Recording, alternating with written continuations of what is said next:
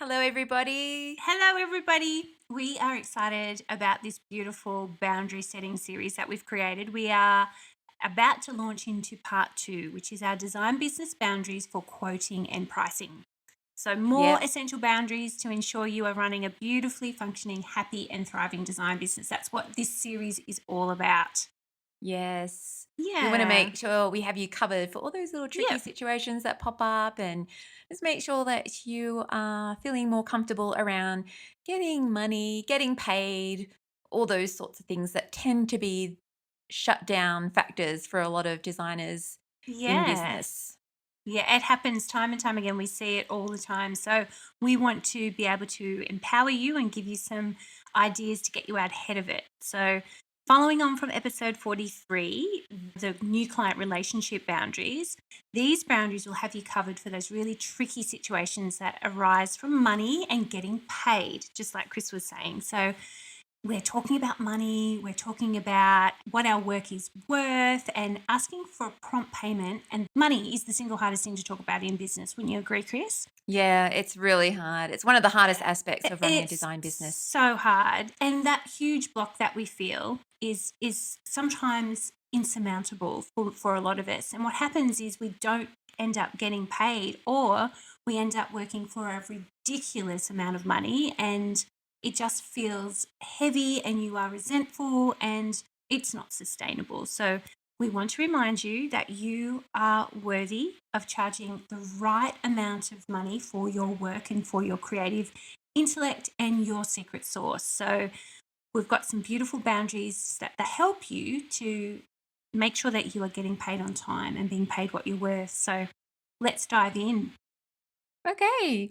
So the first one that we wanted to talk to you about was when you keep delivering more work than what was originally agreed upon. Yeah. Now, this is one that has happened to, I would say, every single designer on the planet.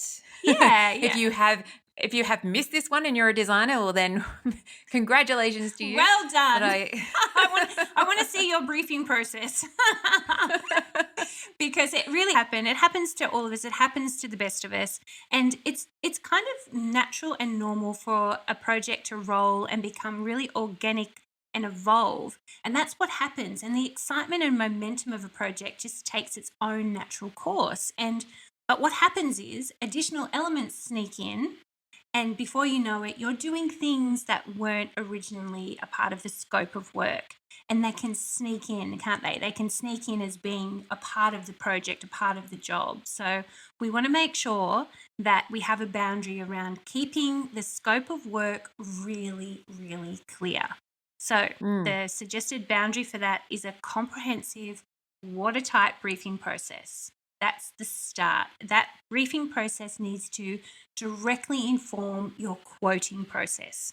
So the brief is essential. A really clear brief is essential for you to quote accurately. That's the key, because when you have the scope of works and the items required all quoted on, then it's clear I'm responsible for A, B, C, and D. So when this new little thing comes in, little E comes in, and it's not on the list of deliverables, you do get to speak up and you do get to say that that's additional to the estimate.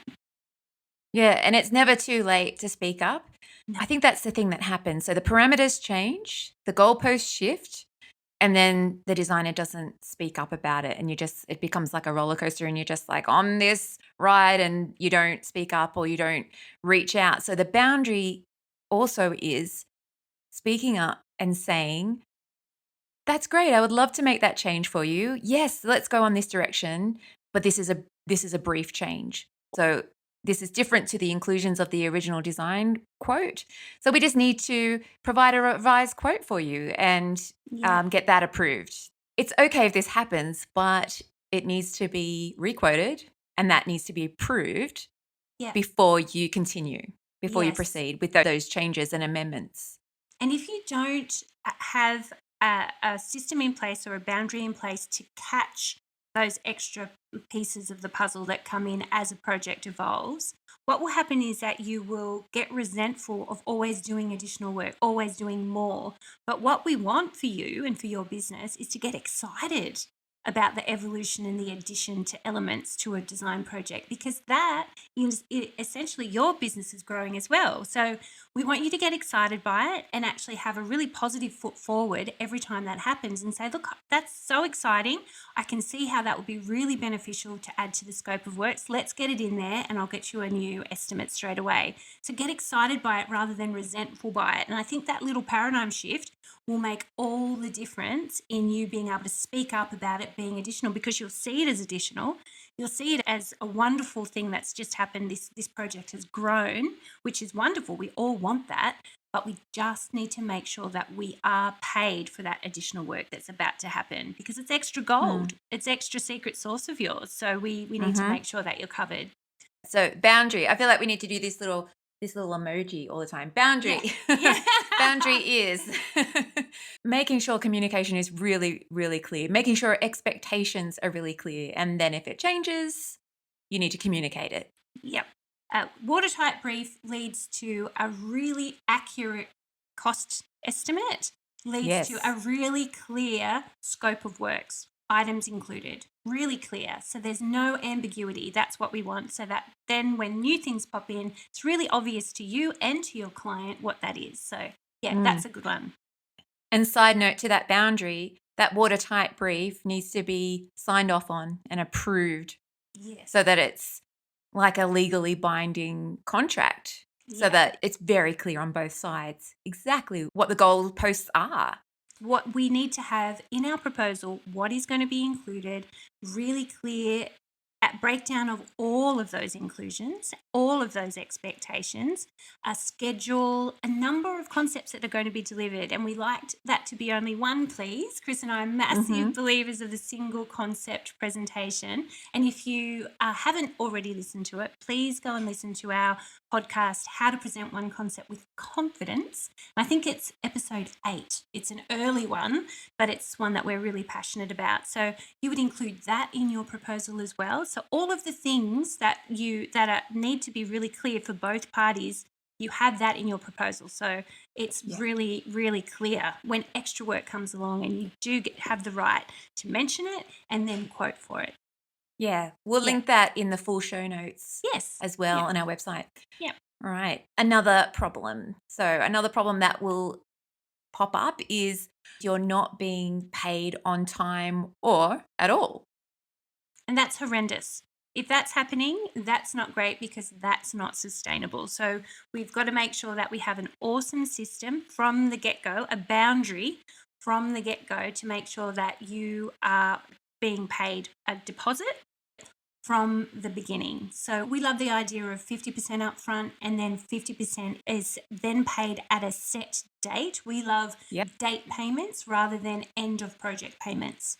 So date milestone. So we take the 50% upfront, and that gets you going. And then at a month later, the final payment, or whatever it may be, 2 weeks later, depending on the scope of work, that the final payment is due. And it's never at completion of work, because that completion of work might just keep stretching out, or there might be issues with clients meeting deadlines or whatever, and it gets pushed out and pushed out. And before you know it, you're not getting any income in, and you were relying on that income in your forecasting potentially, and it's just been pushed out and pushed out. So that deposit up front is essential, and then a date milestone payment up thereafter. So it could be 40, 30, 30 if that feels better for you and your business model, or 50, 50, or full payment up front. And you'd be surprised how many people actually, if you give them the choice to pay fully up front, how many clients will actually do that, which is just a blessing for your business and for your cash flow.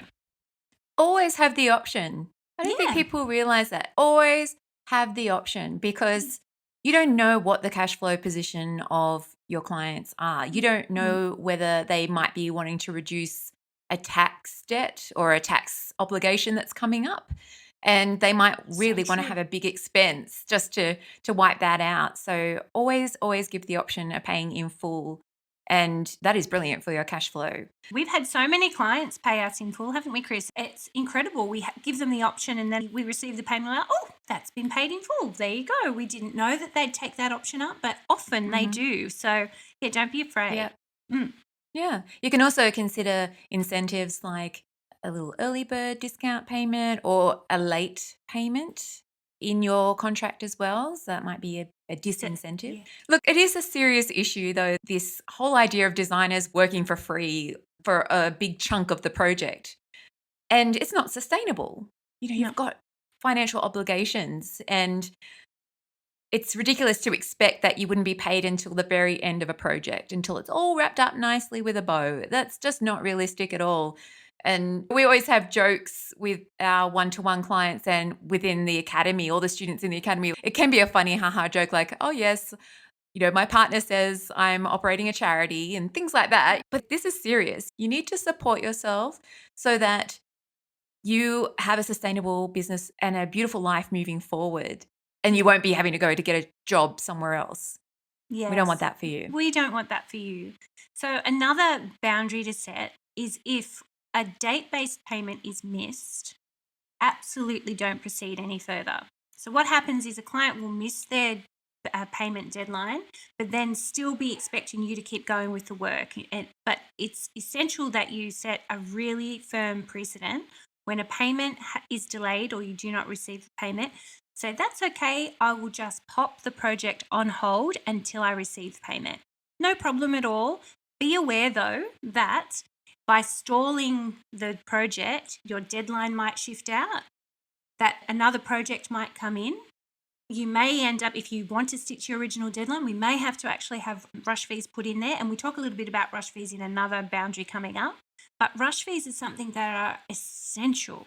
They're an essential boundary for you to have set up in your original proposals. So there is no surprise that any work outside of the scope or any work that you've been asked to do additionally to fast track things over a weekend or after hours will attract a rush fee. So clients popping projects on pause because they haven't paid you properly is another reason why you would be able to apply a rush fee if they then, when they're ready to come back to it, they want it done in the same time frame. That was definitely one that we wanted to discuss today, which was about when clients go rogue or they do a disappearing act and, they're missing timeframes or they're missing deadlines or they've gone incommunicado.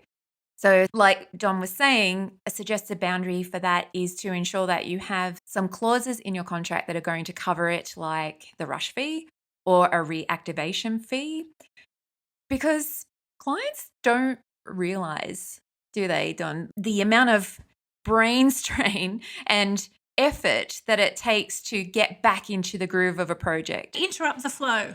And it's like, oh, okay, get back in there quick. And it's like, oh, no, it doesn't work like that. We don't just snap into flow. So yeah, they don't realize how Yeah. it's a real consequence to put the brakes on unexpectedly, especially when you are in the middle of a project and right in the middle of flow for a project. Yeah. Yeah. And then 1 month later, you have to get back into the project again and wrap Yeah. your head around it all over again. It's a start again. Yeah, it is. It can be like a start again. Mm. And clients also don't realize that you have other projects and you've moved on and that Yes. you have other clients with other deadlines and other schedules. Exactly. We often have Yeah. a little joke that clients, our beautiful clients, going on with their own life and probably a little bit madly as well. And then they just expect that we're sitting there at our desk waiting for them to get back to us with this beautiful work of theirs. And they don't realize that we have multiple clients on the go and that we're not just sitting waiting and ready to do their work. So it's a very common thing that clients don't realize that they aren't the only client on our client list. Yeah.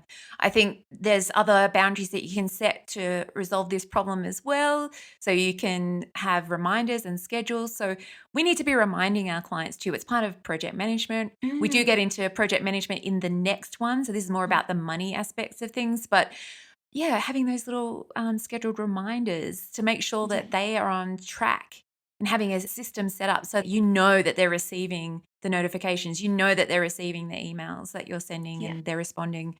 Yeah. Yes, and don't be afraid to implement the clauses in your contract. So if you have a rush clause or a non-communication clause or a reactivation clause, what is the point of it if you are just going to completely ignore it? That's right. And you'll be resentful by that. And the other thing is, if clients are missing deadlines and missing payments, don't hand over the keys to the castle. That's imperative. That's the bottom line boundary in what Chris and I have been talking about. And I feel like we've got a couple of points in this last one because it's all sort of weaving together. But make sure you don't hand over password access to websites, for example, if they haven't been paid for. You don't hand over final files for production if they haven't been paid for. So that's what we mean by don't hand over the keys to the castle. The client doesn't get to own those yet because they haven't paid for those. So it's imperative that you hold off on that until you are fully paid. Yeah. Well, all of this is multi-layered, and there's so Mm, many facets to mm. operating a smooth flowing design Yeah. business. There's Yeah. so many things to consider to have that beautifully functioning ecosystem. So no wonder there's overlap with all of these because you've got to have this in place and Absolutely. this in place and this in place. Yeah. Yeah, yeah, yeah. And we are talking about money today. We're talking about Mm, quoting and pricing and being paid what we are worth and making sure that we keep on track so that projects aren't blowing out and we're not being paid what we have originally quoted. So it's all interwoven. So mm, another problem might be, and this is a big one, especially if you are starting out in your design business career, you are asked to discount your services in order to get that dream project. Kind of like, mm. we'll give you the job to work on this dream project of ours as long as you discount your work for us. So Yeah.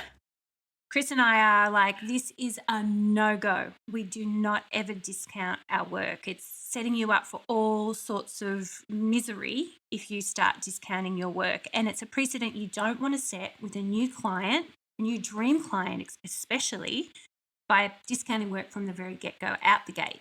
So we say a Yeah. big no to that. Yeah. Discounting because of exposure, Mm. discounting because you think this would be good for my portfolio. From our experience, from our many years of experience, decades of experience, those never seem to work out the way you think they're going to. You always start Never. off, it's all shiny and bright, and then Yeah. it's always a regretful experience where you're Yeah. not honored and you're not valued for your time.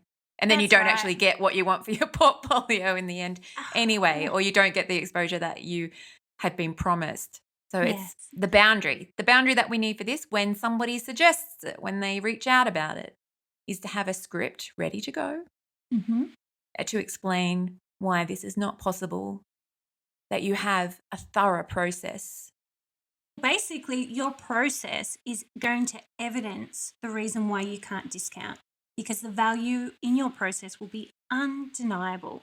They'll be able to see, I can see why this can't be discounted because of step A through to step D, E, F in your process is very discerning, it's comprehensive, and it explains what you do and how you do it so they can see that discounting your work would in fact be insulting to you.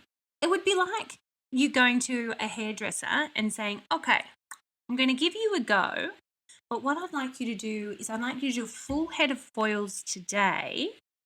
I'll see if I like it.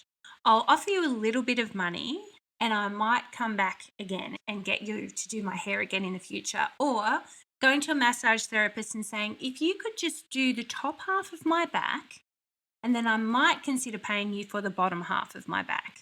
It's just insulting. You wouldn't do it to any other person or even, any profession. You name it. You wouldn't go and ask for a No. discount for exposure or just to have a little trial run or whatever the case may Yeah. be. Because that's one reason people say, would you discount it now? Because I'm going to promise you more work. That's a big reason clients ask for discounts. And that's, in our experience, usually one of the biggest motivators. If you do this one for this price, I'll have more budget next time. So that's why my scenarios of do half my back and I'll pay for the full back next time, that's kind of like what they're saying. Just do this project for this little amount of money now, and I will get a bigger budget and you'll have more projects, more money with bigger projects in the future. Really? No. No. Yeah. Or I'll have a full head of foils, thanks, but I'll pay you for just a haircut. But I'll pop my picture on Instagram and tag you. Yeah. That'll do, won't it? That's great Yeah. exposure, right? That's valuable. Exactly. That's right. Yeah. So it's about having the confidence to, with kindness and respect, mutual respect, Mm, explaining your process, explaining the transformation you deliver, honoring your other clients who are paying full price as well, yeah. and just honoring yourself as a business and being prepared to say no to the dream client. Because Yeah. there's always things you can offer people at a lower budget if you Yeah. want to. If you want to service people at a lower budget, there's things you can do. But if it is a dream project and it's a full service project, you can't really be cutting corners.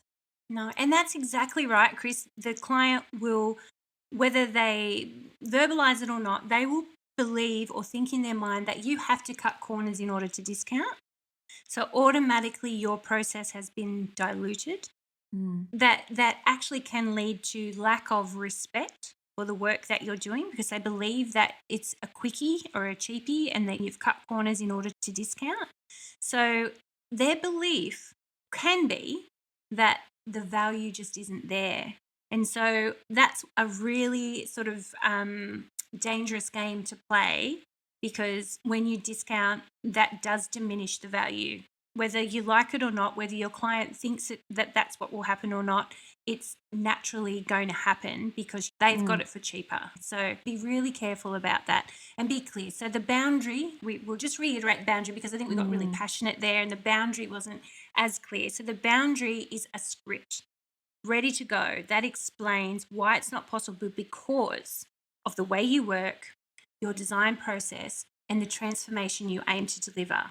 And then that then will be undeniable. They will then understand the value and the investment required in order for you to deliver a discerning service. So that's the boundary that we really recommend highly for when you are asked to basically, do a cheapie. And if they say no, if they don't want to proceed, well, then they're not actually a dream client and it isn't actually a Yeah, dream project after all. Yeah. yeah, exactly. That's right. And we've got one more, which really feeds into the last one. It's when a client wants that cheapy job again. They're not asking you to do it as a discount. They're just asking for a cheapy job. They're actually saying, can you whip this up for me? That's their way of saying, so I don't want you to do your full process. I don't want you to take a full brief from me. I don't want you to do your entire process that you would normally do. I just want you to whip up what I've just got here on this little page. And this is Yeah. one of my passionate little peeves in the Yeah. industry because we are professionals. Yes. We have a process and that needs to be honored. We need to honor it for ourselves and our clients need to really understand it. So we need to educate them. That's the boundary and really teach them about what we do and the value of what we do. And then again, it will be undeniable what you deliver, and it's not possible for you to whip that up. It's just not Yeah. possible. You may have heard Donna talk passionately about this on a previous podcast episode. I think it was the Red Flags podcast episode, 2 podcasts ago. So it would be podcast 42. I jump that on right? on the soapbox with this as much as possible. Repeat, Yeah. on repeat, on repeat. We had some really funny feedback about that episode about Donna saying, no whip for you, like no soup for you from Seinfeld. But it's like, yes, we're not whipping up anything. Yeah, And it is really important that your clients know that. And even Mhm. repeat clients could fall into the trap of thinking that you just whip things up because you may present as this effortless designer who just makes everything so easy and here are these Yeah, beautiful concepts and here's this beautiful process. But it's about communicating the detail and the depth of your process and the depth of your knowledge. And if somebody does want something whipped up, the boundary is you direct them to the process, directing them to the steps that you want them to do next exactly. That's right. so that they are funneling through your process and not taking any shortcuts. Yeah. Then that will be very apparent that Yes. it's a thorough process.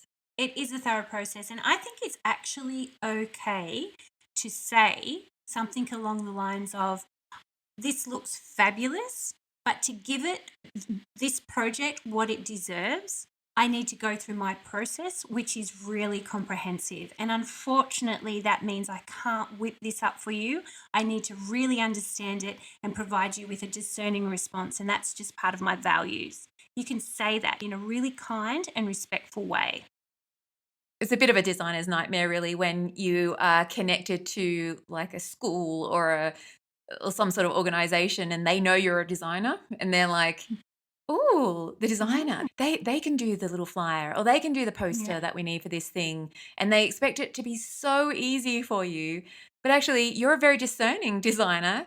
So doing a whip up on something like that could reflect quite badly on your reputation as a designer, or if the word gets out that you did that and it was like this whip up whatever thing, it's a Yeah. horrible feeling. I think they don't want to do it because they know it'll take them hours to do it justice. Because projects actually do take a long time and clients need to They know do. and understand that the process of design is layered and there's many Yeah. aspects to it to get those beautifully strategic results. Absolutely. So that's it. The whip usually means they want to cut corners on your process. That means you can't quote accurately. So you need to pull it back, rein it in, and make sure you get the brief so that you can quote accurately and price that project accordingly. So that's essential. So make sure you don't allow them to cut corners. Make sure you articulate that you don't whip things up and why you don't. And, I think it'll be really evident once you start exposing your process to them. And like Chris said, direct them straight to your initial touch point on your website or take them through an initial touch point brief over the phone or via Zoom, however your business model works. But do that, and then they will soon see that you are discerning and that there's nothing going to be whipped up here. Yeah. Yeah. And boundaries can always be communicated with kindness and respect. There's no need to be, cranky pants about it or make your client feel like they've done something wrong. It can always be done respectfully and beautifully. But firmly. And Firmly. I love that we always deliver our boundaries with kindness and respect, like Chris has just described. And I think that is absolutely imperative, but it's not a negotiation. You are saying to your clients, there's a line. There it is, right there. And you're firm on that. So it's being firm with kindness and respect. It's imperative. Otherwise, boundaries are wishy washy and they're not a boundary, they're a blurred line. So we want to make sure there is a line. There it is. And it's there to protect you and it's there to protect me. And it's a business model that I'm operating here. Yes, Yeah. set those boundaries. And by doing that, you are not only honoring your clients because they're going to love the boundaries. Just trust us. They really will love the boundaries. But you'll be honoring yourself as well. And that is so Yes. important. So important. Yeah. Always honor yourself. Yeah. Absolutely. It's your business and it's your way. So you have to put yourself in a position of truly respecting you and your process and honoring that. And we want to reiterate, every time you say yes to something, you are saying no to something else. And we want to make sure that you are always, always saying yes to you without doubt. So check in, make sure you check in and really, really put yourself first. It's your business and it's your way. Yeah, Yeah. beautiful. All right, I think that's a wrap for this part 2 of the series. So next time we're going to be discussing client relationship issues and problems that come up and the boundaries that you can set with all your client relationship stuff. So look out for that one.